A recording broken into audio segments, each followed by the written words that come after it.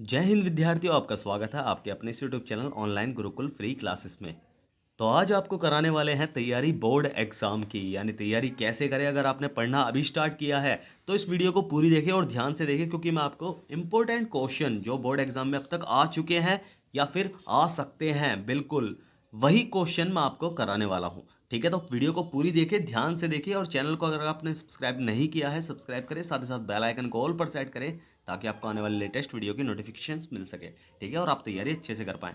तो वीडियो को ध्यान से देखें और पूरा देखें और समझे क्वेश्चनों को। कोई भी डाउट रह जाए मेरे से पूछ सकते हैं। मैंने नीचे टेलीग्राम, इंस्टाग्राम, व्हाट्सअप तीनों की लिंक दे रखी है, आप कहीं भी जाकर मेरे से कुछ भी पूछ सकते हैं। मैं आपकी 100% पूरी हेल्प करूंगा। ठीक है, तो पहला प्रश्न मैंने जो लिया है, जो बोर्ड एग्जाम में 100% आएगा, चाहे वो लघु हो, अति लघु हो या फिर बहुविकल्पीय हो।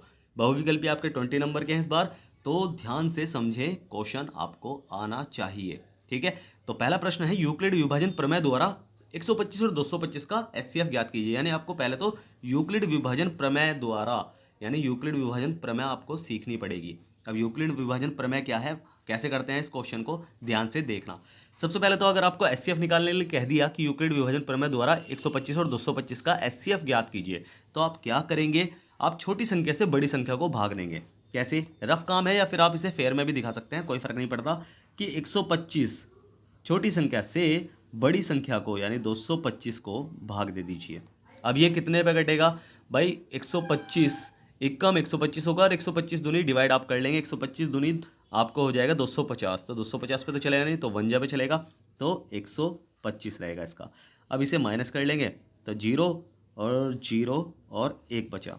अब क्या इस पे टेबल चल सकता है, क्या नहीं चल सकता, तो ये हमारा शेषफल है। ठीक है, अगर ये शेषफल है तो हम क्या करते हैं, इसे दोबारा भाजक बना लेते हैं। अब इससे ही भाग करनी है हमें इसको, यानी 125 को, यानी पहले वाला जो भाजक था।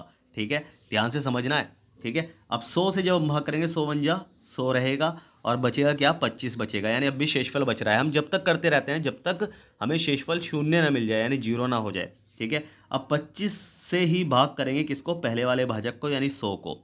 ठीक है, अब 25 दूनी 50 और 25 तिया 75, 25 चौका 100 हो जाएगा।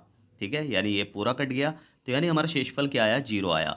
तो जिससे हमें शेषफल 0 मिला है, किससे भाग करने पर हमें शेषफल 0 मिला है, 25 से भाग करने पर हमें शेषफल 0 मिला है, तो 25 ही इसका एचसीएफ है। अब इसे लिखने का तरीका कैसे है भाई, इसे हमने कर तो लिया, ये हमारा काम हो गया, मगर अभी हमारा 50% काम हुआ है। अब इसे लिखने का तरीका क्या है, सबसे पहले तो आपको लिख लेना है कि यूक्लिड विभाजन प्रमेय या प्रमेयिका द्वारा।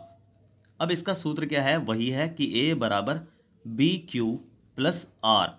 ठीक है, यानी भाज्य बराबर भाजक गुणा भागफल प्लस शेषफल। याद रखना, भाज्य बराबर भाजक गुणा भागफल प्लस शेषफल। आप मेरी वीडियो भी देख सकते हैं प्लेलिस्ट में, जिसमें मैंने डिटेल में समझाए हुए हैं सारे आपके एनसीईआरटी बुक से रिलेटेड सारे क्वेश्चन समझाए हुए हैं। ठीक है, आप वहीं से देख सकते हैं, मैंने डिस्क्रिप्शन बॉक्स में उनकी लिंक भी दे रखी है। ठीक है, प्लेलिस्ट की। ठीक है, तो हमें इस रूप में ही से लिखना है।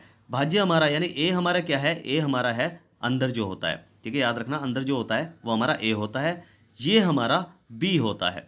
ठीक है, यानी भाजक बोलते हैं इसे, तो बी होता है, और ये हमारा क्या होता है, भागफल हो गया, तो ये हमारा क्यू होता है। और जो हमारा शेष बचा, हर बार जो हमारा शेष बचा वो होता है आर।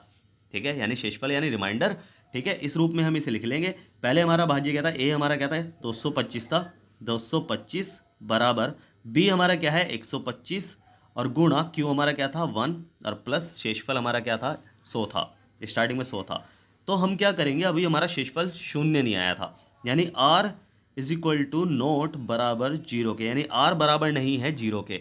तो इसलिए हम इस प्रक्रिया को दोबारा हमने दोहराया था। इस बार हमारा ए क्या था, 125 था, और बराबर बी क्या था, 100 था, और मल्टीप्लाई कितने पे टेबल चलाया था, 1 पे चलाया था, और प्लस हमारा शेषफल क्या बचा था, 25 बचा था। ठीक है, 25 बचा था ना शेषफल अगली बार, तो 25 इस बार भी हमारा शेषफल जो है वो बराबर नहीं आया है 0 के, यानी आर बराबर नहीं है 0 के। तो इसलिए हमने क्या करा था, इस प्रक्रिया को दोबारा अपनाया था। ठीक है, तो दोबारा हमने क्या करा था कि हमने फिर भाग करी थी, किससे भाई, 25 से भाग करी थी 100 को, तो 100 इस बार इधर आएगा। ध्यान से देखना, कोई भी डाउट रह जाए तो पूछ लेना मेरे से, मैंने डिस्क्रिप्शन बॉक्स में सारी लिंक दे रखी है। ठीक है, तो 100 हमारा ए हो गया, और बी हमारा क्या था, 25 था, कितने पे टेबल चलाया था, 4 पे टेबल चलाया था, शेषफल हमारा क्या बचा, 0 बचा। ठीक है। तो इस तरह हमने इस क्वेश्चन को करा, तो हमारा आर जो आ गया यानी शेषफल आ गया हमारा 0। और किससे आया, किससे भाग करने पर शेषफल हमारा 0 आया था, 25 से भाग करने पर। तो इसलिए HCF बराबर हो गया हमारा 25, और यही हमारा आंसर है। ठीक है, समझ में आया। बिल्कुल इसी तरह करके आओगे तो 100% आपको पूरे नंबर मिलेंगे, 100% पूरे नंबर मिलेंगे, कोई भी काट नहीं सकता आपके नंबर। बिल्कुल ध्यान से समझना, अपनी तरफ से क्वेश्चन बनाओ और इस तरह के क्वेश्चन सॉल्व करो।